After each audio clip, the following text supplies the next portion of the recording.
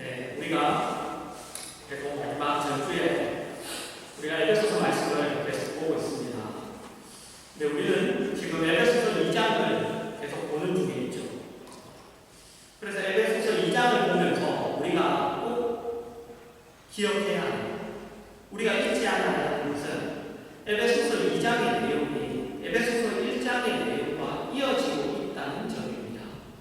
에베소서 2장을 볼 때 우리가 이 부분을 꼭 잊지 않아야 됩니다. 1장 끝, 2장 시작, 이것이 아니라 1장의 내용이 그대로 2장에서 이어지고 있습니다. 에베소서 1장 19절에 보시면 그의 힘의 위력으로 역사하심을 따라 믿는 우리에게 베푸신 능력에 지극히 크심이 어떠한 것을 너희로 알게 하시기를 구합니다. 이렇게 말씀합니다. 하나님의 능력이 얼마나 큰가를 이야기하고 있죠. 하나님의 능력이 얼마나 큰가. 그리고 그것에 대한 설명이 나오는데 1장 20절입니다. 그의 능력이 그리스도 안에서 역사하사 죽은 자를 가운데서 다시 살리시고 하늘에서 자기의 오른편에 앉히사. 네, 예수 그리스도를 죽은 자 가운데서 다시 살리시고 하늘에서 하나님 보좌 우편에 앉히셨다고 이렇게 얘기합니다. 그 능력에 대한 설명이죠. 그리고 2장 1절을 보시면 그는 허물과 죄로 죽었던 우리를 살리셨다. 이렇게 말씀하십니다. 우리를 허물과 죄로 죽었던 예수 그리스도를 그런 죽은 자들 가운데서 살리신 것 같이 우리를 허물과 죄로 그것으로 인하여 죽었던 우리를 살리셨다고 말씀하십니다. 하나님이 우리를 축복하시고 우리를 영광의 자리에 보내기 위하여 그분이 자기가 계획하신 것을 어떤 열심으로 지금 간섭하시고 계시며 그 열심이 어떻게 역사하고 있는가를 지금 얘기하고 있는 말씀입니다. 그리고 그것을 우리에게 지금 있는 일들이나 앞으로 있을 일들이 아닌 과거에 있었던 일들로부터 설명하고 있습니다. 여러분, 방금 우리가 읽었던 말씀이 다 과거입니다. 과거. 시제가 다 과거죠. 할 것이다, 한다, 아닙니다. 다 과거 시제로 되어 있습니다. 살리십니다. 다 과거 시제. 그래서 지금 있는 우리가 앞으로 만나야 일들, 그리고 지금 우리가 겪고 있는 일들이 그것을 설명하기 위해서 과거에 있었던 일들로부터 지금 설명하고 있습니다. 4절에서 5절입니다. 긍휼이 풍성하신 하나님이 우리를 사랑하신 그 큰 사랑을 인하여 허물로 죽은 우리를 그리스도와 함께 살리셨고 너희는 은혜로 구원을 받은 것이다.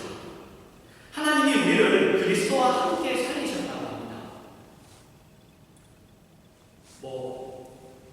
이 말은 다른 말로 하면 우리를 그리스도와 연합시켰다고 합니다. 우리를 그리스도와 연합시켰다. 이렇게 이야기합니다. 그래서 여러분, 우리는 오늘 이 함께, 그리스도와 함께, 그리스도와 연합한다는 것이 가지는 이 의미에 대하여 우리가 함께 좀 생각을 해보려고 합니다. 여러분, 우리는 어떻게 구원을 얻습니까? 어떻게 구원을 얻죠? 어떻게 하면 구원을 얻게 됩니까? 예수를 믿으면 구원을 얻습니다. 그죠? 예수를 믿으면 구원을 얻습니다. 그런데 예수를 믿으면 구원을 얻는데, 그러나 여러분, 이 표현이 이런 뜻은 아닙니다. 우리가 구원을 얻고 못 얻는 것은 우리의 손에 달려있다는 그런 말은 아닙니다. 여러분들에게 수차례 설명했을 겁니다. 제가 여러 번 설명했습니다. 우리가 예수를 믿으면 구원을 얻는다, 이렇게 얘기하는데, 그래서 내가 믿으면 구원을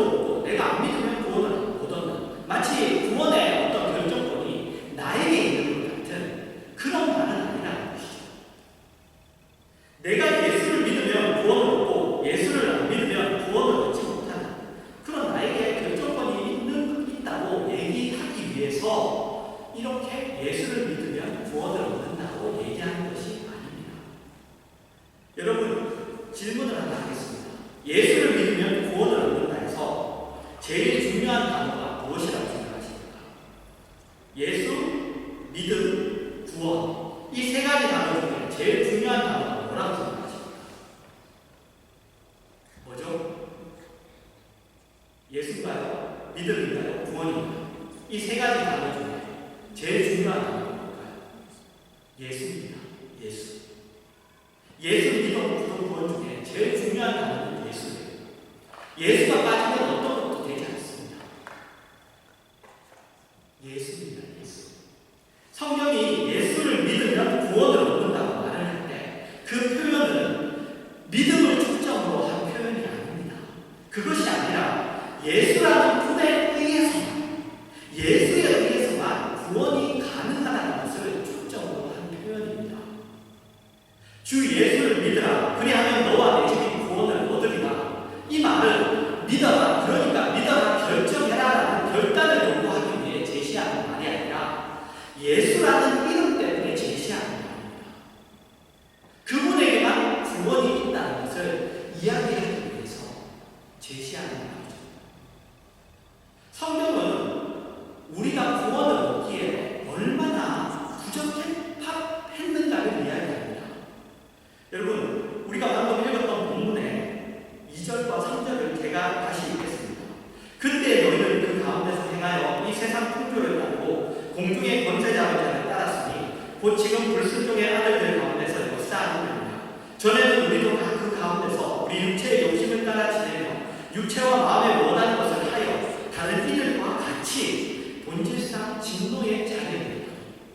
여러분, 우리는 하나님의 진노의 대상이었습니다. 구원에 대해서 관심도 없었고 감각도, 구원에 대한 감각도 없었고 열심도 없었을 뿐만 아니라 오히려 우리는 벌을 받을 대상이었어요. 우리는 항상 벌 받을 자리에 있었습니다. 빛이 세상에 왔을 때 어떻게 했죠? 사람들이 자기 행위가 악함으로 빛보다 어둠을 더 사랑했습니다. 성경이 이런 얘기를 자꾸 반복해요. 다른 표현으로 계속 얘기하고 있습니다. 뭐냐? 우리가 구원에 대하여 얼마나 부적합한 자입니다. 그것을 이야기하는 겁니다. 자꾸 구원의 시작, 구원이라는 것은 근본적으로 우리가 아닌 하나님으로부터 시작되었다는 것을 자꾸 강조하기 위해서 성경은 그것을 계속 이야기합니다. 반복적으로. 어느 구절을 봐도 성경은 늘 하나님이 우리를 구원했다고 이야기합니다. 여러분, 오늘 본문을 한번 보십시오. 우리가 어떤 존재인지, 그러나 하나님이 우리에게 무엇을 하셨는지만 있습니다. 그죠? 오늘 우리가 읽은 본문에는 우리가 어떤 존재였다는 것 내용이 나오고, 그리고 하나님이 우리에게 어떤 일을 행하셨는지만 이야기하고 있어요. 우리의 조건이나 우리가 어떤 반응을 했거나 우리가 결단을 했다는 이야기는 없습니다. 없어요. 구원을 얻기 위해 우리에게 어떤 조건이 있어야 된다든가 우리가 어떻게 해야 된다든가 하는 이야기가 없습니다. 구원 문제에 있어서 우리는 언제나 구원을 얻는 대상으로만 언급되고 있어요. 성경의 어디를 봐도 있습니다. 물론 우리의 반응이 있죠. 그러나 우리의 반응이 있다고 해서 그 반응이 구원의 조건이나 구원의 자격이나 구원의 과정이라는 이야기는 아닙니다. 구원은 늘 하나님 홀로 행하신다고 이야기합니다. 하나님 홀로. 여러분, 구원을 이렇게 설명하는 사람들이 있어요. 하나님이 믿을지 안 믿을지 모르는 우리를 위해서 예수 그리스도로 말미암아 우리의 죄값을 다 치러 놓으셨다. 그래서 이제 우리가 그 사실을 믿기만 하면 된다. 우리가 할 일은 그것을 믿는 것이다. 믿기만 하면 된다. 그러니 믿었는데 아무것도 없으면, 아무것도 아니면 본전이지 않나. 이렇게 설명하는 분들이 있습니다. 여러분, 이것은 이렇게 설명도 하고 이렇게 전도도 하죠. 제발 좀 믿어라. 야, 믿었는데 아니면 어차피 본전이지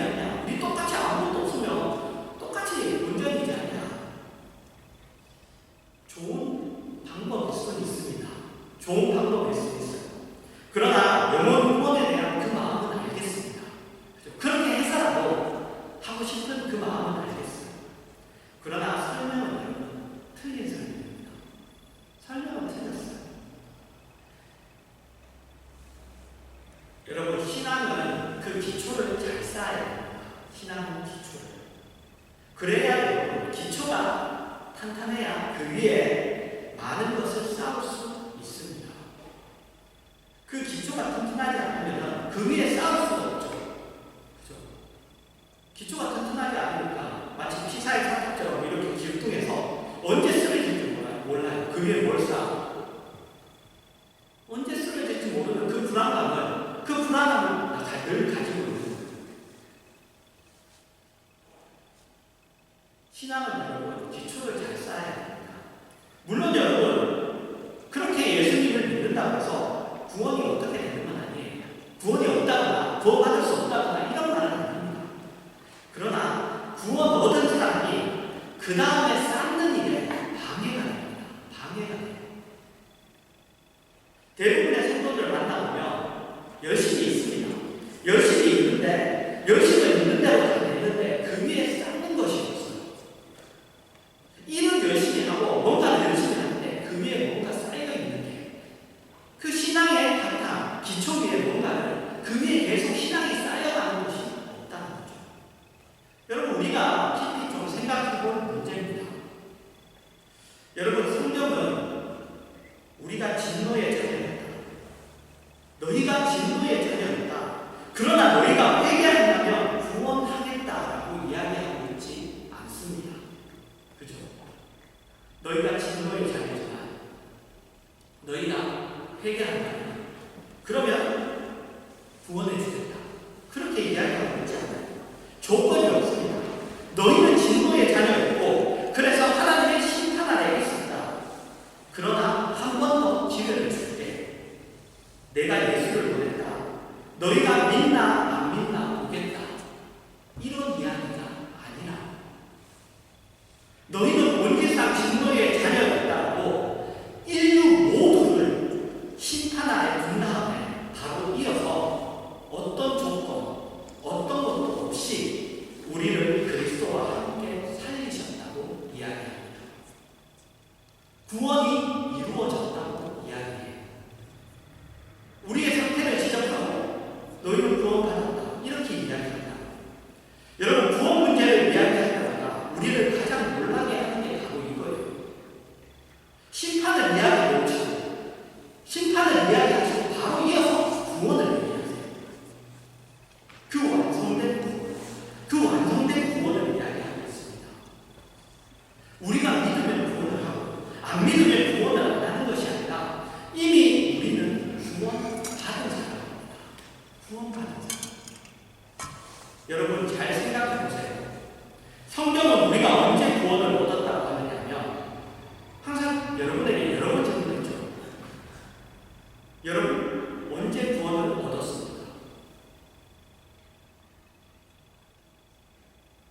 하나님이 예수님을 죽음에서 일으키셨을 때 우리가 구원을 얻었다고 얘기해요. 성경은 늘 그렇게 이야기합니다. 예수 그리스도가 죽음에서 일어나셨을 때 그럼 우리가 그때 있지도 않았는데 그죠? 우리 태어나지도 않았죠. 우리는 태어나지도 않았는데 언제 우리가 어떻게 믿었습니까?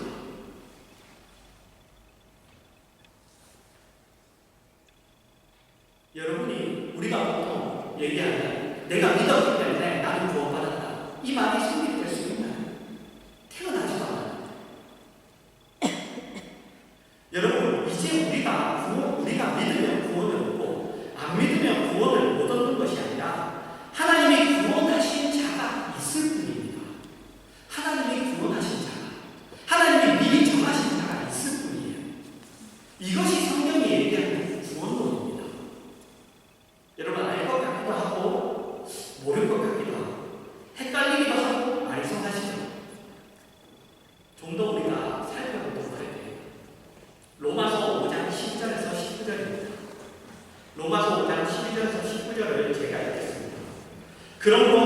사람으로 말미암아 죄가 세상에 들어오고 죄로 말미암아 사망이 들어왔으니 이와 같이 모든 사람이 죄를 지었으므로 사망이 모든 사람에게 이르렀느니라.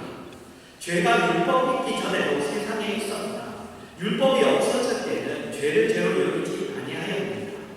그러나 아담으로부터 모세까지 아담의 범죄와 같은 죄를 짓지 아니한 자들까지도 사망이 왕노릇하였느니 아담은 오실자의 모형이다. 그러나 이 은사는 그 범죄와 같지 아니하니 곧 한 사람의 범죄를 인하여 많은 사람이 죽었은즉 더욱 하나님의 은혜와 또한 한 사람 예수 그리스도의 은혜로 말미암은 선물은 많은 사람에게 넘쳤느니라. 또 이 선물은 범죄한 한 사람으로 말미암은 것과 같지 아니하니 심판은 한 사람으로 말미암아 정죄에 이르렀으나 은사는 많은 범죄로 말미암아 의롭다 하심에 이르느니라. 한 사람의 범죄로 말미암아 사망이 그 한 사람을 통하여 왕노릇하였은즉 더욱 은혜와 의의 선물을 넘치게 받는 자들은 한 분 예수 그리스도를 통하여 생명 안에서 왕노릇하리로라. 그런즉 한 범죄로 많은 사람이 정죄에 이른 것 같이 한 의로운 행위로 말미암아 많은 사람이 의롭다 하심을 받아 생명에 이르렀느니라.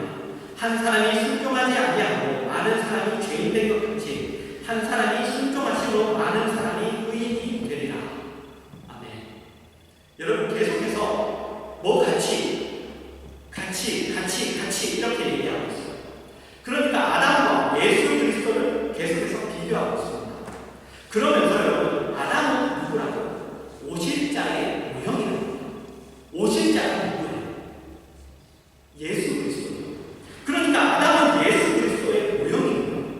그런데 어떤 의미에서의 모형이냐면 인류의 대표라는 의미에서의 모형입니다. 인류의 대표. 아담은 우리 인류를 대표하는 자였어요. 그리고 지금은 예수 그리스도는 우리의 대표자입니다. 여러분 아담이 타락해서 죄의 노예가 되었어요. 그러자 사망 아래 있게 되었죠. 사망 아래 있게 돼요. 죽음 아래 있게 됩니다. 그리고 그 순간부터 아담에게서 그의 후손이 우리는 범죄하지 않았다 할지라도 모든 인류는 범죄하지 않았다 할지라도 모두 죄와 사망의 종로를 하는 그런 신분이 되어버립니다. 아버지가 왕이면 자녀들은 다 왕족이 자동으로 되죠. 아버지가 노예고 그 아들들은 다 자녀들은 다 노예가 되는 거죠. 자동적으로 그렇게 됐습니다. 우리는 자기가 지은 죄, 우리 자신이 지은 죄가 없어도 아담의 후손이기 때문에 죽습니다. 아담의 후손. 그런데 그런 우리를 예수 그리스도와 함께 살리셨답니다. 예수 그리스도와 함께. 하나님이 아담의 족보에 있던 그의 자녀들, 그죠? 아담의 가문에 있었잖아요. 우리가 그 후손으로 태어났습니다. 그 족보에 있었던 그의 자녀들을 뽑아다가 꺼내다가 어디에 넣습니다? 예수 그리스도의 족보에 넣는 거예요. 양자잖아요. 양자들이 그 족보에 넣으셨습니다. 그래서 예수 그리스도가 죽으셨다가 살아나실 때 우리 모두의 머리가 되십니다. 예수 그리스도가 우리의 선조가 되십니다. 그렇게 되므로 우리는 다시는 사망이 없는 족보에서 태어납니다. 죄가 없는 족보에서. 그죠? 예수 그리스도의 족보니까 죄가 없는 족보잖아요. 죄가 없는 족보에서 우리는 태어나요. 하나님 보좌 우편에 앉아있는 족보입니다. 여러분 원리는 그래요. 원리는 그래요. 그런데 여러분 이거는 하나님 쪽에서 설명했죠. 원리는 그렇습니다. 그런데 우리는 우리의 존재, 우리는 시간과 공간 속에 있어야 되는 존재예요. 우리의 존재라는 것은 시간과 공간 속에서만 설명이 되는 존재예요. 왜? 우리는 무한한 존재가 아니라 우리는 유한한 존재이기 때문에. 그래서 여러분 하나님이 앞에 있었던 그 원리를 시간과 공간 속에서 하십니다. 그 원리를 시간과 공간 속에서 하세요. 아담의 자손으로 태어난 우리를 예수 그리스도의 족보로 옮기는 일을 시간과 공간 속에서 하신다. 우리의 시간 속에서 그 일을 하시는 거예요. 아담의 족보에서 예수 예수 그리스도의 족보로 옮기는 일을 우리의 삶 속에서 예수 그리스도를 믿게 하심으로 하십니다.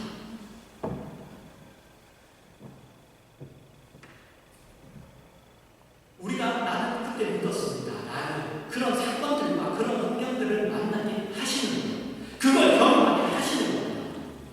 그렇게 우리는 하나님이 예수 그리스도의 족보에 편입시킨 자들이에요. 여러분, 하나님이 아담의 후손으로서 죽을 수밖에 없는 그의 백성 삼은 자들을 하나님의 자녀로 완성시키고 영광의 자리에 있게 하기 위하여 예수 그리스도를 두 번째 인류의 머리로 정하신 거예요. 두 번째 인류의 조상으로 만드셨습니다. 우리는 이렇게 생각할 수 있어요. 그럴 바에는 아담의 족보를 다 그냥 죽이시고 처음부터 예수 그리스도의 족보를 시작하시면 되지 않으십니까? 근데 그거는 그렇게 하실 수가 없습니다. 왜? 그러면은 하나님이 그렇게 되면 하나님이 창조하신 것, 하나님이 만드신 것, 그것을 포기하시고 취소하신 것이 되기 때문이에요. 그러면은 하나님의 영원성이라는, 하나님이 영원하시다는 그 영원성에 위배되는 일입니다. 그래서 하나님은 예수 그리스도를 아담의 후손으로 오게 하세요. 예수 그리스도를 아담의 후손으로 오게 하셔서 그가 죽으시죠. 아담의 후손이 끝나는 거예요. 그가 죽으십니다. 그리고 부활하심으로 인해서 그는 더 이상 아담의 후손이 아니에요. 새로운 족보를 시작하시는 거예요. 아담의 족보는 끝이 납니다. 그리고 새로운 족보, 그 새로운 족보에 우리를 포함시키십니다.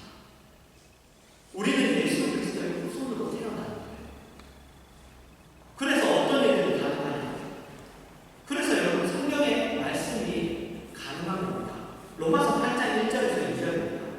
그러므로 이제 그리스도 예수 안에 있는 자에게는 결코 정죄함이 없나니 이는 그리스도 예수 안에 있는 생명의 성령의 법이 죄와 사망의 법에서 너를 해방하였습니다.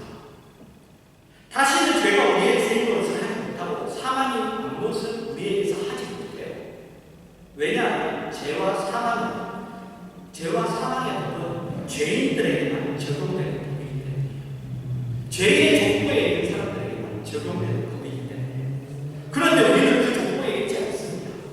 우리는 예수 그리스도 안에 있는 자예요. 예수 그리스도의 족보에 있는 자입니다. 예수 그리스도가 우리의 머리입니다. 그가 우리의 머리예요. 더 이상 아담이 우리의 머리가 아닌 거예요. 그런데 여러분, 이 일을 우리 이제 각자에게 적용시켜야 돼요. 하나님은 본인이 그렇게 일을 하셨을지라도 그것을, 이 원리를, 이 개념을 우리 각자에게 이제 적용시켜야 됩니다.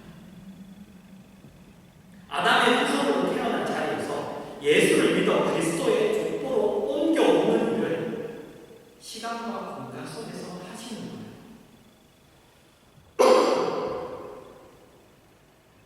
하나님이 예수 그리스도를 보내실 때도 우리의 조건과 관계없이 보내셨죠. 그렇게 하셨듯이 우리를 구원하실 때도 우리의 조건과 관계없이 우선 정하십니다.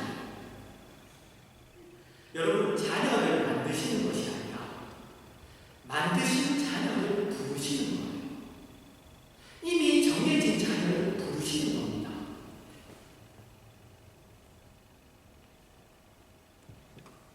하나님이 너 믿을래 안 믿을래 던져놓고 믿으면 자녀를 만드시는 게 아니에요. 이미 만드신 자녀를 이미 하나님이 정하셨어요. 너는 내 자녀다. 근데 그것을 우리가 사는 시간과 공간 속에서 그 일을 하시는 거예요. 이미 정하신 그 일을 하시는 겁니다.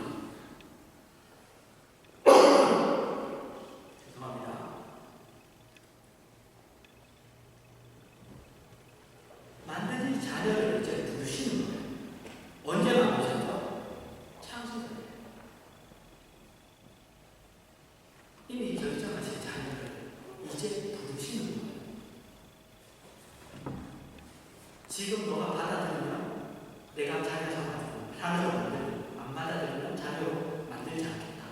이게 아니에요.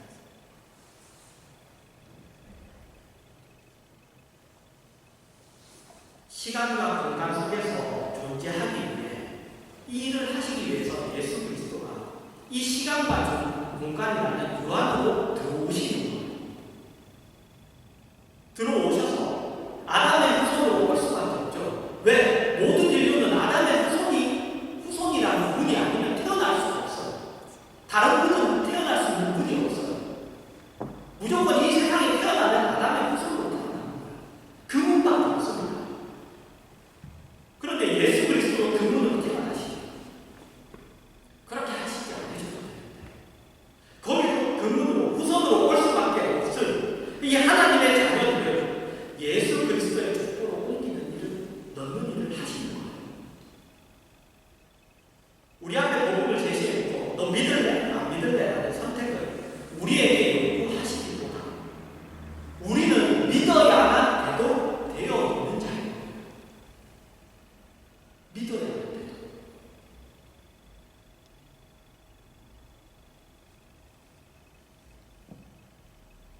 여러분 한번 믿지 않아보세요.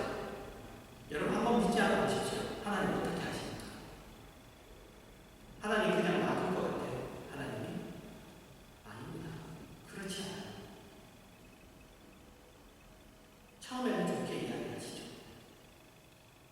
믿자. 그래 믿자. 믿을래? 안 믿어?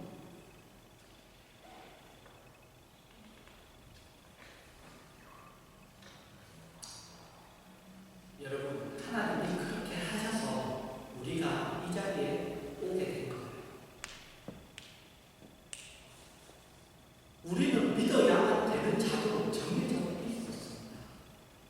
그래서 성경은 뭐라고 그래요? 늘 은혜로 합니다. 그것은 우리 쪽에 경험과 과정은 분명히 있어요. 여러분들이 믿었을 때가 있잖아요. 뭐 눈물을 흘리고 콧물을 흘리고 해결을 했던 그런 시간들이 있습니다. 누군가 나에게 복음을 전해주었고 그것을 내가 듣고 고민하다가 회개하고 믿었어요. 그러나 성경은 더 깊은 이야기를 하고 있는 거예요. 믿게 된 과정과 경험이 있지만 결국 그것을 누가 한 거냐. 가장 기본적이고 근본적인 원인을 따져보면 그 모든 것들이 다 하나님이 하신 것이라는 그게 성경이 얘기하는 거예요.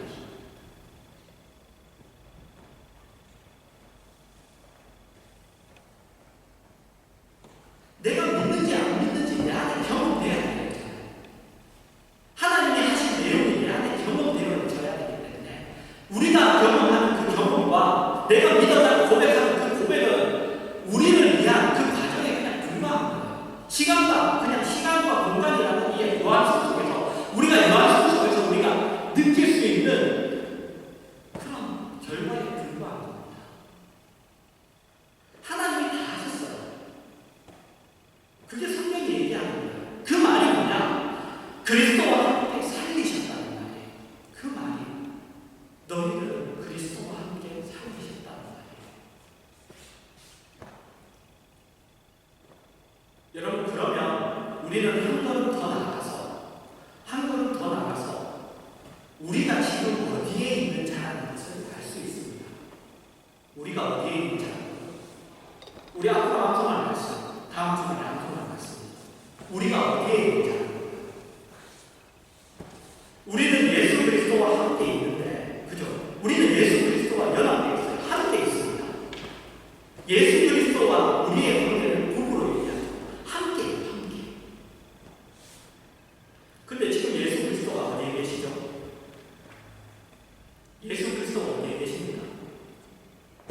하늘나라에 계시죠. 하나님 나라.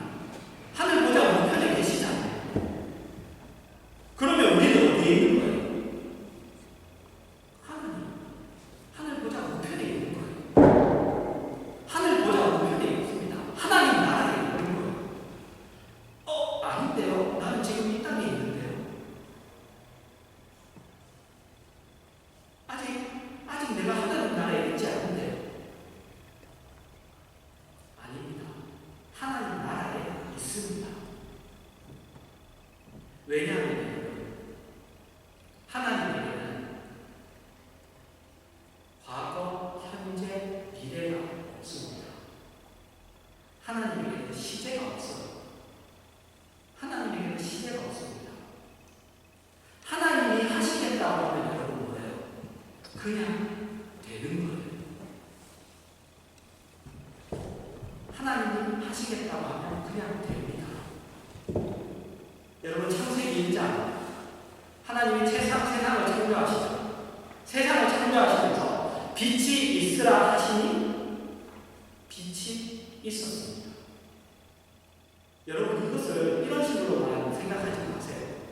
뭐냐면 우리가 마치 요술을 집하게 하다가 빛이 있어라 이렇게 했더니 갑자기 빛이 이렇게 생겼다는 그런 시간 개념으로만 생각하지 마세요. 우리가 그 시간이 얼마나 되는 시간인지 몰라요. 우리가 그것을 지금 당장 우리 요술 집하고 빛이 있어라 이렇게 했더니 빛이 그냥 바로 그 자리에 있었다 이렇게 말할 수 없습니다. 그 시간이 얼마나 되는지는 우리는 몰라요. 왜? 하나님의 시간 속에서는 하루가 천년이 하루가 우리는 모릅니다. 그걸 시간의 개념으로만 이해하지 마세요. 그런 말이 아닙니다.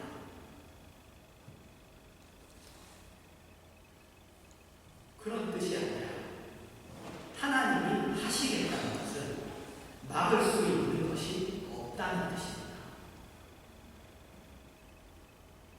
하나님은 이랬다 저랬다 하시는 분이 아니라는 겁니다. 한다고 하시면 하시는 분이라는 얘기예요.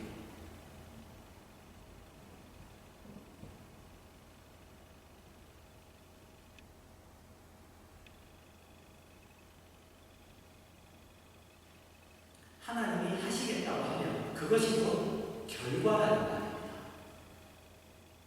말씀으로 세상을 창조했다 뭐예요? 여러분 말씀 속에는 하나님의 계획과 하나님의 생각이 들어있어요. 그 말은 뭐예요? 하나님이 하시겠다고 하면 그죠? 그냥 하나님이 하시겠다는 거고 그 하나님이 하시겠다는 거고 만들어졌다는 거예요. 하나님이 하시겠다면 여러분 그것이 곧 결과입니다. 그게 결과예요. 하나님이 계획하시면 그것이 결과입니다. 그런데 하나님이 우리를 어디로 가도록 계획해 오셨죠? 하나님은 저 목표. 그 영광의 자리에도 계획해 오십니다. 그럼 곧 그것은 결과예요.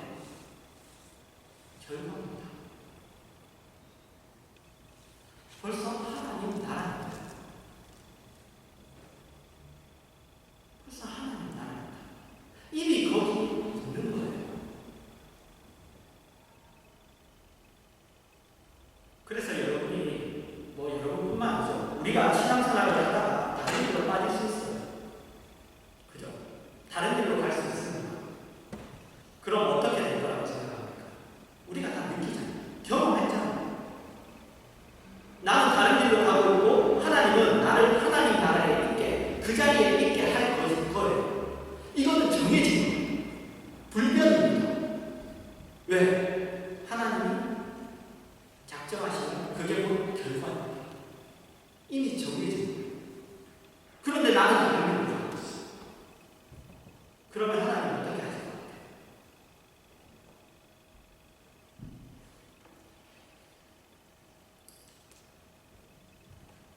여러분 제트기가 왜 빠르죠?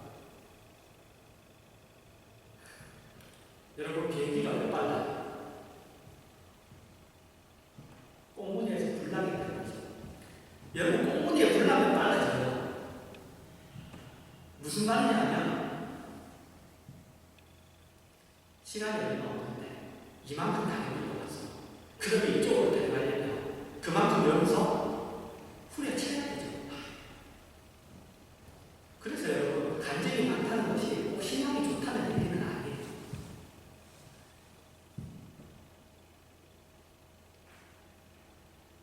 여러분이 걸쳐서 나눠서 해야 될 걸 한 번에 몰아서 하나님이 하셔야 됩니다.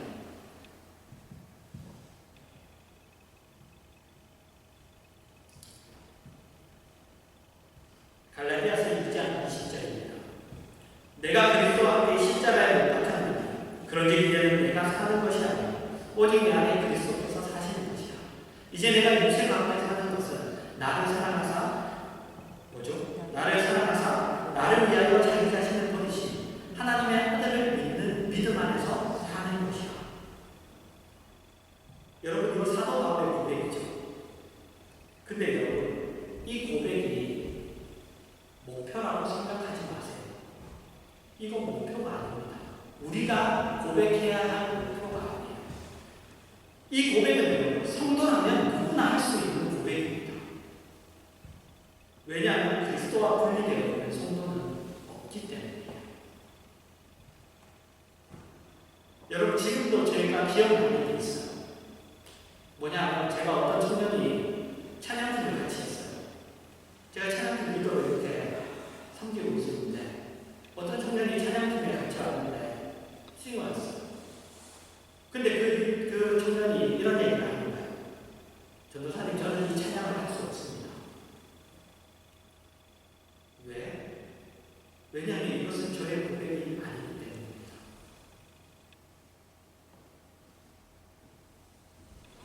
왜? 이것은 저의 고백이 아니기 때문입니다. 저는 지금 이 고백을, 이 찬양에 있는 내용을 제가 고백할 만큼 제가 그런 자가 아닙니다. 이렇게 얘기합니다.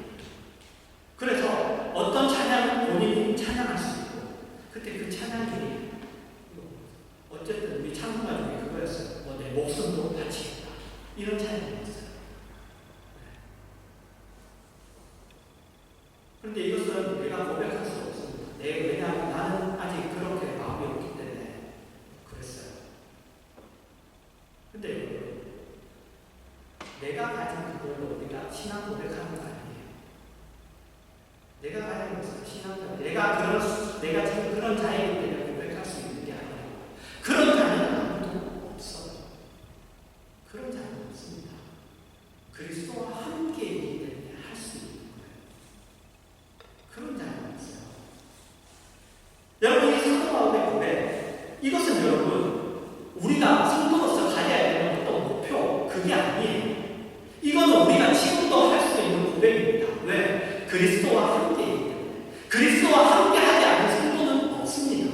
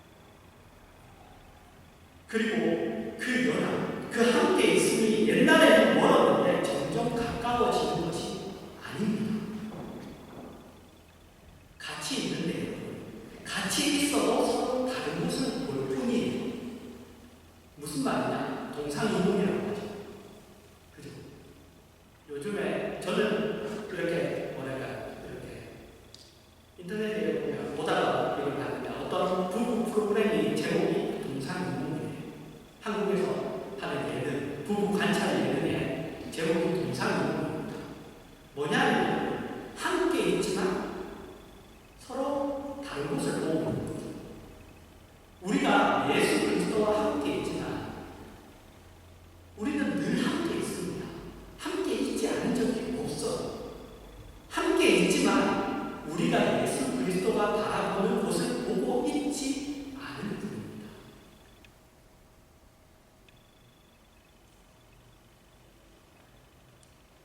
예수 그리스도는 내가 죄를 짓는 동안에도 함께 하십니다. 함께 하세요. 내 안에 예수 그리스도가 없어서 내가 죄를 짓는 게 아니에요. 우리 안에 예수 그리스도가 없으면, 성령님이 없으면 우리는 여러분 성도가 아닌 거예요. 내가 죄를 짓는 동안에도 함께 하세요. 함께 안 하시기 때문에 내가 죄를 짓는 게 아니에요.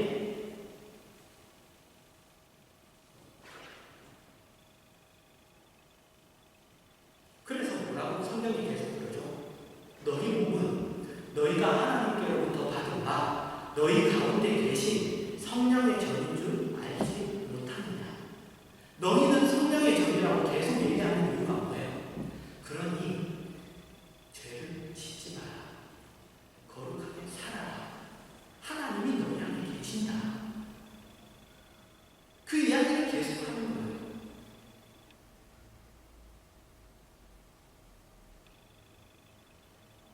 여러분 그리스도와의 연합, 함께 하는 것, 이것은 우리의 운명이에요. 뗄래야 뗄 수 없는 우리의 운명입니다. 그래서 여러분 사도 바울이 했던 갈라디아서 2장 20절은 여러분 성도의 존재원이에요. 성도가 누구인가를 얘기하는 구절이에요. 성도면 누구나 이 고백을 할 수 있습니다.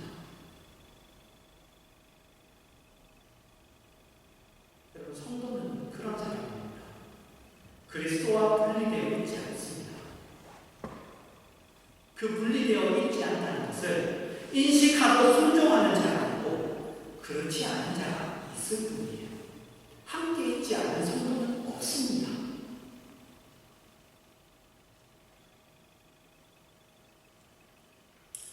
여러분 우리가 어떻게 하나님의 크신 은혜로 지금 이 자리에 있고 우리의 운명이 하나님 손에 있는가를 우리가 인식해야 합니다. 진노의 자리에서 오직 하나님의 사랑과 은혜로 말미암아 우리가 구원을 얻었습니다. 우리가 한 것 아무것도 없습니다. 성경은 그것을 하나님의 능력이라고 이야기하고 있습니다. 그 능력으로 하나님이 우리를 향하여 가지고 계시는 영원한 영광의 목적지까지 우리를 가게 하시고야 마십니다. 그것을 어떻게 할 수 있냐? 그가 어떤 열심으로 우리에게 간섭하시고 그 열심을 어떤 능력으로 이루어 나가시는지를 보면 알 수 있죠. 우리는 이미 어떻게 계획되어 있다고 하나님의 자녀가 영광의 자리까지 가도록 계획되어 있어요. 그러면 그렇게 계획되어 있는데 하나님이 그냥 가만히 계실까요? 절대로 가만히 계시지 않으십니다.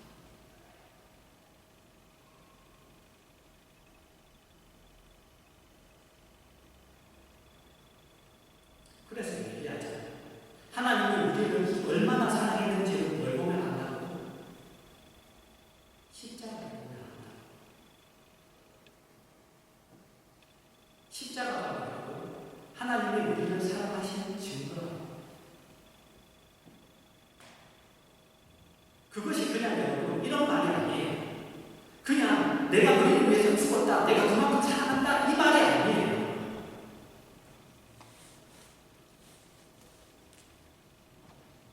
그 말이 아니라 바로 하나님이 그렇게 결정하시고 너희에게 내가 그런 사랑으로 그런 열심으로 내가 그렇게까지 이미 그걸로 답은 다 나온 거라는 얘기예요. 하나를 열을 한다 그 말이에요.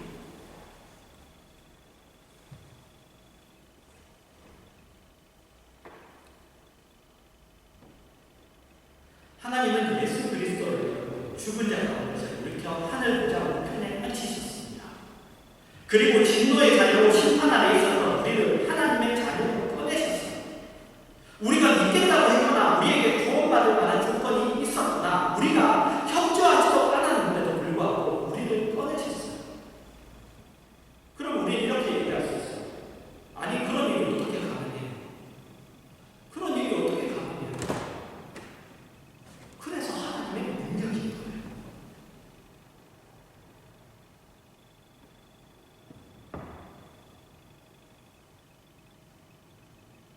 우리가 어떻게 그럴 수 있어? 라고 생각하는 그 지점이 바로 우리가 바로 기억해야 할 하나님이 우리를 향하여 가지고 계시는 그 목적을 이루어내시는 능력이 얼마나 큰 것인가를 알 수 있는 자리예요.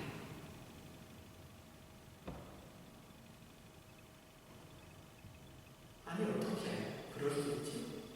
아무도 못하는 거예요. 그죠? 누구만 할 수 있을까요? 하나님만 하실 수 있는 거예요. 그 동기와 원인은 뭐라고? 은혜와 사랑입니다. 그분은 능력이 있으신 분입니다. 죽으신 예수 그리스도를 하늘 보좌 우편에 앉히신 하나님의 그 능력, 모든 정사와 권세를 그분 앞에 무릎 꿇게 하신 그 능력이 바로 우리를 진노의 자리로부터 하나님의 자리로 불러내신 거예요.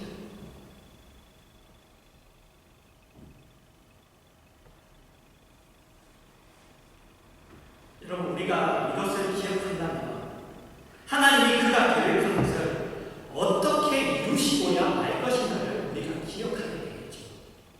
그죠? 그리고 우리가 하나님이 그가 작정하신 것을 이루시고야 말 것이라는 것을 안다면 그것을 안다면 우리의 남은 생애 그 남은 생애 속에서 우리가 어떻게 살아야 하며 하나님 앞에 두렵고 떨림으로 구원을 이룰 수밖에 없다는 것이 바로 사도 바울의 논리 그리고 우리가 기억해야 할 결론입니다. 그래서 여러분 우리 에베소서 할 때 사도 바울이 그 기도를 하는 거예요. 너희의 하나님의 능력이 얼마나 큰지 너희가 알기를 원한다.